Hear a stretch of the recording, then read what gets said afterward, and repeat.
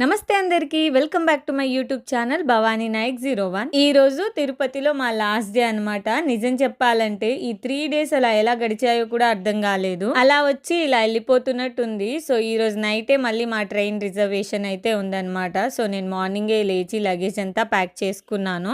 ఇంకా నేను అమ్మ అత్తయ్య అయితే ఇలా కూర్చొని మాట్లాడుకుంటున్నాము. అంత జల్ది ఎలా గడిచిపోయింది, ఇంకో 2 days ఉంటే బాగుండు అని చెప్పేసి. కానీ ఇక్కడున్న ప్రతి రోజు మేము ఎక్స్పీరియన్స్ అయిన ప్రతి మూమెంట్ మా మనసులో అయితే ఎప్పటికలా ఉండిపోతుంది. ప్రతిసారి ఆ స్వామివారి దర్శనానికి వచ్చినప్పుడు అదేదో తెలియని ఫీలింగ్ అనమాట. చాలా హ్యాపీగా అనిపిస్తుంది. నిజం చెప్పాలంటే నేను ఇక్కడికి వచ్చేటప్పుడు చాలా హెవీ హార్ట్ తో వచ్చాను. దర్శనం అయిపోయిన తర్వాత చాలా ఫ్రీ హార్ట్ తో వెళ్తున్నాను. నేను దేని గురించి అయినా కొంచెం ఎక్కువగా ఆలోచిస్తాను. సో అది ప్రతిసారి నాకు బ్యాక్ ఫైర్ అవుతుంది. అది నా ఓన్ అనుకుంటే తప్ప దాని గురించి నేను ఎక్కువగా ఆలోచించను. సో ఇక నుంచి అది కొంచెం కంట్రోల్ చేసుకోవాలి అనేది నేను ఆ దేవుణ్ణి ప్రార్థించాను. నాకు ఆ ఓపిక ఇంకొంచెం ఎక్కువగా ఇవ్వాలి అని. ఇంకా ఇవాళ మా ప్లాన్ ఏంటంటే నైట్ మేము రిటర్న్ అవుతున్నాము. మార్నింగ్ అంతా మాకు టైం ఉంది. ఇంకా ఆ టైంలో కాళహస్తిలోని శివయ్య దర్శనానికని బయలుదేరాము. ఇంకా కాళహస్తిలో మా దర్శనం అనేది ఎలా జరిగింది, అక్కడ మేము ఎలాంటి ఎక్స్పీరియన్సెస్ ని ఫేస్ చేసాము ఈ వ్లాగ్ లో మీతో షేర్ చేస్తాను. వీడియోని మాత్రం ఎండ్ వరకు చూడండి. ఫస్ట్ టైం ఛానల్ ని చూస్తున్నట్టయితే సబ్స్క్రైబ్ కూడా చేసుకోండి. మన ఛానల్లో పోస్ట్ చేసిన ప్రతి ఒక్క వీడియో అప్డేట్ అనేది మీకు రావాలనుకుంటే గంట సింబల్ ని ప్రెస్ చేయడం మర్చిపోకండి.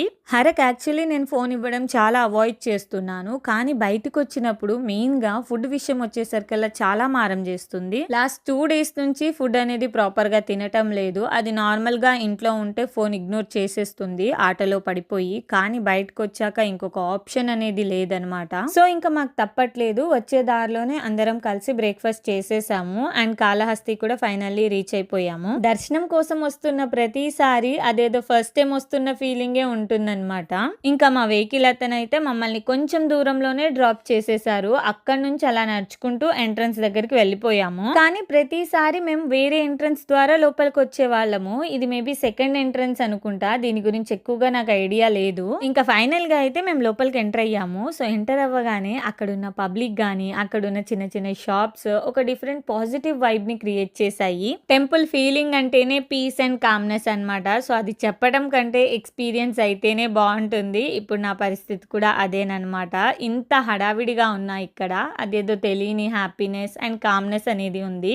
కొంచెం దూరం అలా రాగానే ఇక్కడ జింకల స్టాచ్యూస్ ఉన్నాయి. అవి చూడగానే వాటితో ఆడుకుంటాను, ఒక ఫోటో దిగుతానని చెప్పేసి పైకి ఎక్కింది. అవి దూరం నుంచి చూస్తే నిజంగానే అనిపిస్తున్నాయి. కానీ దగ్గరికి వెళ్ళి చూసేదాకా అర్థం కాదనమాట అవి స్టాచ్యూస్ అని. హరకి నార్మల్ గా యానిమల్స్ అంటే చాలా ఇష్టం అనమాట. వాటితో ఆడుకుంటూ ఫొటోస్ దిగుతూ వాటిని ముద్దు పెడుతూ కొంచెం సేపు అయితే బాగా ఎంజాయ్ చేసింది. నార్మల్ గా దాన్ని ఫొటోస్ దిగమంటే దిగదు, కానీ ఈసారి మాత్రం అక్కడికి వెళ్ళి ఫొటోస్ తీయమని మరీ అడిగింది. కానీ అక్కడ నుంచి లోపలికి వెళ్లే ముందు అక్కడ సెక్యూరిటీ గార్డ్స్ మొబైల్ అనేవి ఇక్కడ క్లాక్ రూమ్ లో ఇచ్చేసి వెళ్ళాలి అని చెప్పారు. నిజానికి ఈ ఎంట్రన్స్ లో ఇక్కడ ఇవ్వాలని మాకు తెలీదు. సో అలా వెళ్ళిపోయాం అనమాట. కానీ ఇక్కడున్న గార్డ్స్ అనే వాళ్ళు మాకు ప్రాపర్ ఇన్ఫర్మేషన్ అనేది ఇవ్వలేదు. మొబైల్స్ అన్ని డిపాజిట్ చేసిన తర్వాత తీరా లోపలికి వెళ్తే చిన్న పాపతో ఫ్రీ దర్శనం కంటే మనం టికెట్ తీసుకొని దర్శనానికి వెళ్దామని టికెట్ కోసమని తీరా అక్కడికి వెళ్తే ఇక్కడ ఆన్లైన్ పేమెంట్ మాత్రమే అవైలబుల్ ఉంది అని చెప్పారు. సేమ్ కాణిపాకంలో దర్శనం కోసం మనం టికెట్స్ అయితే తీసుకున్నాం కదా ఒక మెషిన్ త్రూ,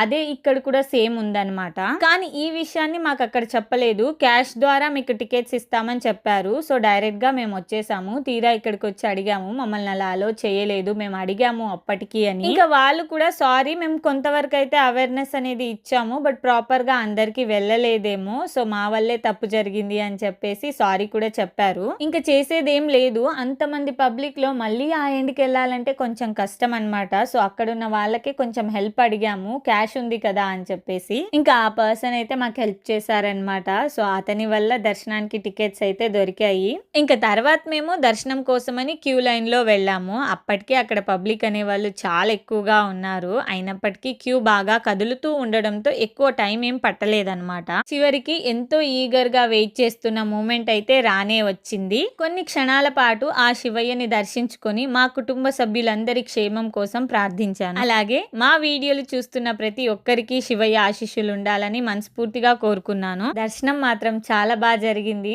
చాలా హ్యాపీగా ఉంది. ఇంకా అక్కడ కొంచెం సేపు అలా కూర్చొని ఫొటోస్ కూడా తీసుకున్నాము కొన్ని మెమరీస్ కోసం అని చెప్పేసి. ఫోన్స్ అనేది లోపల టెంపుల్ లోపలికి అలో లేదు, కానీ అలా బయట అయితే అలో ఉన్నాయి.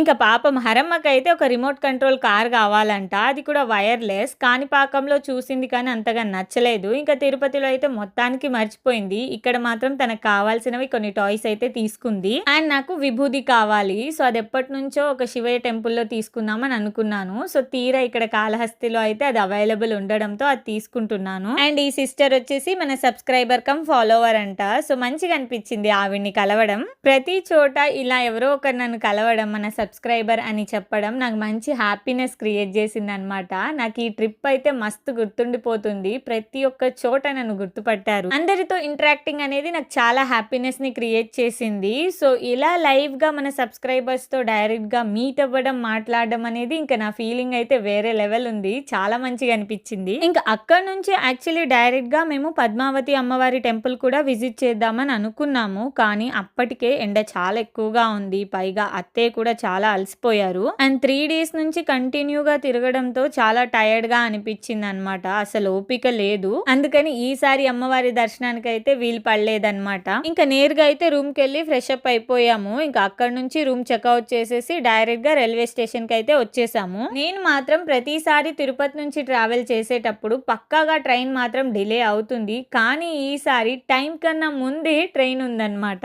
ఇంకా మా ట్రైన్ జర్నీ కూడా చాలా బాగా జరిగిందనమాట. సో మేము తీసుకున్న ఫొటోస్, వీడియోస్ అన్నీ చూసుకుంటూ ఈ 3 days జర్నీ గురించి మాట్లాడుకుంటూ ఆ టైం అనేది అలా గడిచిపోయింది. ఇంకా హర కూడా కొంచెం సేపు డ్రాయింగ్ చేస్తూ ఆడుకుంది. And next day morning 7 o'clock కి మేము మైసూర్ కి సేఫ్ గా రీచ్ అయిపోయాము. ఇంటికి వెళ్ళగానే కొద్దిసేపు కూడా రెస్ట్ అనేది తీసుకోలేదన్నమాట. సో డైరెక్ట్ గా ఇల్లంతా క్లీన్ చేసుకొని అండ్ లగేజ్ లో ఏదైతే 3 days మేము బట్టలు వాడామో అవన్నీ నేను కొంతవరకు అయితే వాషింగ్ మెషిన్ లో వేసి ఆన్ చేసేసాను. ఆ తర్వాత నేను ఫ్రెష్ అప్ అయిపోయి ఇంట్లో పూజ చేసుకున్నాను. సో అలా ఈ మా కాణిపాకం, తిరుపతి అండ్ కాళహస్తి దర్శనాలు అయితే చాలా బాగా జరిగాయి. పాసిబుల్ అయితే ప్రీవియస్ వీడియోస్ కూడా ఒకసారి చెక్ చేయండి. ఈ వ్లాగ్ గానీ మీకు నచ్చి ఉంటే తప్పకుండా లైక్ చేయండి and me friends and family members తో కూడా షేర్ చేయండి. మన ఛానల్ కి కొత్త అయితే సబ్స్క్రైబ్ చేసుకొని బెల్ ఐకాన్ ని కూడా ప్రెస్ చేయడం మర్చిపోవద్దు. ఇలాంటి మంచి మంచి వీడియోస్ అండ్ రియల్ కంటెంట్స్ తో మళ్ళీ మీ ముందుకి రావడానికి రెగ్యులర్ గా ట్రై చేస్తూ ఉంటాను. మళ్ళీ మరో కొత్త వ్లాగ్ తో మీ ముందుకు వచ్చేస్తాను. అప్పటి వరకు బాయ్.